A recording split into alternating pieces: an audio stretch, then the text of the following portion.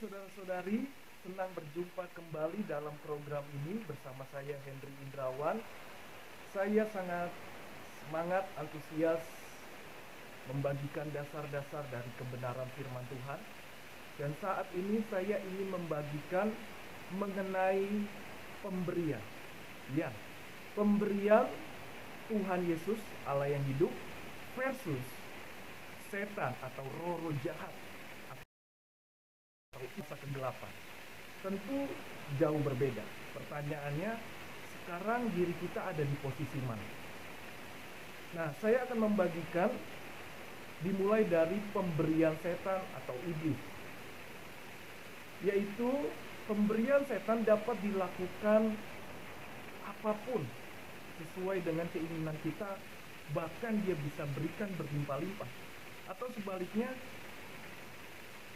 apa yang kita minta bisa jadi tidak sesuai dengan keinginan kita, tetapi secara merata iblis bisa memberikan segalanya, namun dengan tujuan supaya iman saudara, keyakinan saudara melupakan Tuhan Yesus, melupakan Allah yang hidup, Allah yang esa, menjauhkan diri dari kesetiaan saudara kepada Tuhan Yesus, tidak lagi percaya. Itu tujuan setan. Dia bisa melakukan apapun, apalagi saudara menyembah dia, dia bisa lakukan. Yang kedua, sifat setan atau iblis atau roh jahat, sifatnya dosa. Dan dosa itu mengikat dan kutuk berjalan sampai keturunan 3 dan keempat, artinya tidak bisa putus. Dosa itu seperti sengat, seperti virus, tidak bisa hilang begitu saja. Dia akan mengikat saudara dan membawamu ke neraka, atau selama saudara masih hidup, saudara akan mengalami kesengsaraan, penderitaan, kesakitan. Namun saya mau ingatkan, jangan salah paham dulu. Bukan berarti orang yang menderita sengsara otomatis sudah pengikut setan atau mencari setan atau mendapat dari setan. Tidak demikian. Namun yang saya maksud adalah pemberian setan itu seperti sifatnya demikian. Mengapa? Karena kita manusia sudah tergoda, terbujuk, terintimidasi. Dia menawarkan dalam bentuk dosa apapun, baik itu perbuatan, baik itu sifat manusia. Karena iblis berusaha menarik manusia, menghancurkan manusia dengan cara menipu, memanipulasi. Kelihatannya baik, kelihatannya menolong kita, tapi sesungguhnya kita sudah jatuh, sudah terperangkap, sudah terikat dalam dosa. Sekali lagi, ini berbicara tentang keinginan hawa nafsu daging, keinginan hawa nafsu dunia yang terus bergelora di dalam diri manusia masing-masing. Nah, yang ketiga, pemberian setan itu dia bisa berbuat baik. Yang tadi saya katakan, dia bisa berbuat baik, tetapi sebenarnya kita sudah tertipu, sudah terjerat atau terperangkap dalam jebakan setan, jebakan iblis, jebakan roh jahat. Dan ingat, iblis selalu minta tumbang, minta korban, minta nyawa, lewat apa saja. Kalau kita tidak sanggup lagi, diri kita yang bisa dimakan dia, masuk ke dalam jurang maut, lalu masuk lagi ke dalam kebinasaan, yaitu api neraka, mengalami hukuman selama-lamanya, dengan setan juga dihukum. Jadi saudara, hati-hati. Kelihatannya menguntungkan, kelihatannya saudara seperti ditolong, tapi ingatlah bahwa setan itu bapa segala penipu, pendusta terhadap manusia. Lalu bagaimana bisa keluar dari jerat setan? Percayalah kepada Tuhan Yesus, Allah yang Esa. Percaya saja, berserah, akui Dia, dan mau hidup di dalam Dia. Saya yakin percaya, saya sudah mengalami. Artinya hidup saya serahkan kepada Tuhan, dan saya merasakan ada damai ketenangan. Tapi kalau di dalam setan atau jerat dosa, jerat setan, tidak ada ketenangan. Sekalipun keuntungannya memuaskan, sekalipun yang kita dapat begitu berlimpah, tapi tidak pernah damai sejahtera, tidak pernah merasa tenang. Justru saudara harus cari korban, cari tumbal. Lama-lama kita lelah, lama-lama kita lemah, dan kita tidak berdaya lagi. Sekali lagi saya ingatkan, ayolah percaya kepada Tuhan dengan segenap hatimu, bukan hanya kepada atau bersandar dengan logika pikiran manusia.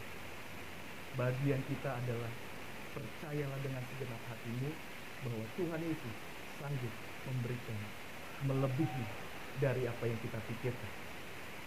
Itu singkatnya pemberian setan. Dan saat ini saya jelaskan tentang pemberian Tuhan Yesus. Pemberian Tuhan Yesus namanya kasih karunia atau grace, anugerah Tuhan. Diberikan kepada orang yang tidak layak seperti saya dan saudara. Orang yang berdosa. Ada pengampunan melalui darah Tuhan Yesus, di mana Dia Allah yang Esa menjadi sama dengan manusia, membuktikan kasih-Nya, supaya saudara dan saya melihat bukti kasih Tuhan. Nyawanya saja diberikan buat kita, apalagi surga yang mulia disediakan bagi saudara dan saya, yaitu hidup yang kekal. Itulah yang disebut dengan anugerah, kasih karunia, grace. Diberikan kepada kita pengampunan atau kehidupan yang baru, pengampunan dari dosa kita, karena kita tidak bisa terlepas dari niat jahat, hal-hal yang jahat, perbuatan yang jahat, sikap yang jahat. Hanya firman-Nya yang dapat mengubahkan kita. Jadi ingat, kasih karunia terhadap kita yang tidak layak diberikan secara cuma-cuma atau hadiah yang tidak perlu kita usahakan, kita perjuangkan. Itulah pemberian Tuhan, tanpa syarat, tanpa minta tumbal, tanpa minta korban atau nyawa. Hal yang kedua, pemberian Tuhan atau Allah yang Esa, Tuhan Yesus Kristus, yaitu di saat kita mengalami penderitaan, kesukaran, kesulitan atau sakit penyakit atau hal lainnya, ingatlah bahwa Dia Tuhan selalu memberikan kita jawaban. Minimal hati kita tenang, hati kita damai, pikiran kita tenang. Minimal hal itu yang terjadi yang utama. Kita bisa merasakan kasih Tuhan, hadirat Tuhan. Apalagi bagi orang yang percaya, suka memuji, menyembah, berdoa. Yang tadinya atmosfer sekeliling kita begitu gelap menekan kita, tetapi karena dengan doa, dengan memuji, menyembah Tuhan, hadirat-Nya memberi kita ketenangan, kedamaian. Dan percayalah bahwa di dalam Yesus pemberiannya selalu ada mujizat, ada jalan keluar, ada pemulihan, ada kesembuhan, ada kelepasan dari segala kuasa dosa yang mengikat saudara yang sulit untuk keluar. Hanya dengan kuasa nama Tuhan Yesus. Percaya dengan segenap hati. Dan yang ketiga, sifat pemberian dari Tuhan Yesus adalah kekal. Bukan hanya di dunia ini, tetapi sampai ke dalam surga. Kekal ketika kita meninggal dunia. Tapi waktu kita ada di dunia, kita dituntun dalam pertobatan. Dan kita semakin mengenal kebenaran, yaitu mengenai hakikat Allah yang Esa dalam pribadi yang berbeda, yaitu Bapa, Yesus Kristus, juga Roh Kudus. Allahnya satu keesaan, esa, ehad, tetapi dia membuktikan kepada ciptaannya dengan pribadi yang berbeda, tetapi tetap Allah yang sama. Biarkan orang lain menolak tentang keesaan Allah, tentang Tuhan Yesus, tapi saudara dan saya tetap percaya. Bukan soal berapa jumlah, tetapi bagaimana dia menyatakan dirinya, membuktikan dirinya melalui ciptaannya, termasuk manusia. Nah, itulah pemberian Tuhan, kekal, tidak menuntut korban, nyawa, tumbal. Dan yang terakhir, dia Allah yang esa, tetap setia buat saudara dan saya. Dan dia peduli buat saya dan saudara. Artinya selama kita percaya Tuhan Yesus, kita tidak selalu nyaman, tidak selalu mulus, tetapi dia menyertai kita. Sekalipun dengan mata kita tidak bisa melihatnya, cara menolongnya. Tapi percayalah, Tuhan menyertai kita. Allah Immanuel, dia menyertai saudara dan saya. Dia setia. Padahal kita tidak setia. Seringkali kita lalai, kita berdosa, kita lupa sama Tuhan. Tapi dia tetap setia. Dia tidak bisa menyangkal dirinya. Dan saat ini penting sekali, dia mencari orang yang mau percaya, mau bertobat, mau sungguh-sungguh di dalam dia. Dia sanggup memulihkan dengan caranya, dengan waktunya. Sabar, tenang bagian kita. Lakukan bagian kita saja. Hidup jujur, rendah hati, dan mengasihi Tuhan. Tuhan sanggup memulihkan keadaan saudara. Karena anugerah, kasih setia. Karena grace, kemurahan Tuhan, kebaikan Tuhan dilimpahkan bagi semua manusia.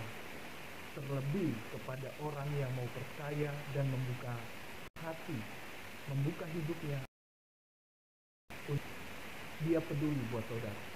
Jangan takut sekalipun engkau dihina, dibuang, direndahkan. Dalam hal apapun, selama engkau berpegang kepada firman Tuhan, selama engkau berjalan bersama Tuhan, Tuhan tidak pernah kehabisan cara untuk menolong saudara dan saya. Percayalah, janjinya selalu indah pada waktunya. Dia tidak pernah lalai, dia tidak pernah melupakan kita. Apapun ujian yang kita hadapi, tantangan hidup yang kita hadapi, dia tidak meninggalkan kita. Justru dia memberi kita kekuatan sehingga kita sanggup melewati setiap persoalan hidup kita. Itulah perbedaannya, sangat jauh sekali. Dan saudara ada di posisi mana? Ayo, saya ajak, saya himbau, saya tuntun melalui firman Tuhan. Mari rasakan, alami pemberian Tuhan dalam hidup saudara. Itu saja yang saya bisa bagikan. Bagikan yuk renungan ini, kesaksian ini, atau dasar dari kebenaran firman, kebenaran iman bagi orang yang percaya Tuhan Yesus. Bagikan melalui sosial media saudara, supaya nama Tuhan Yesus dimuliakan dan banyak orang mengalami kemenangan dan kelepasan dari segala jerat dosa. Hanya Tuhan Yesus, hanya kuasa darah Yesus sanggup melindungi hidup kita dimanapun kita berada dari segala serangan setan, kuasa kegelapan, roh jahat. Tidak akan pernah menang. Yesus di atas segala-galanya, dia sumber di atas segala-galanya. Itu yang saya bisa bagikan. Yesus memberkati. Shalom. Haleluya.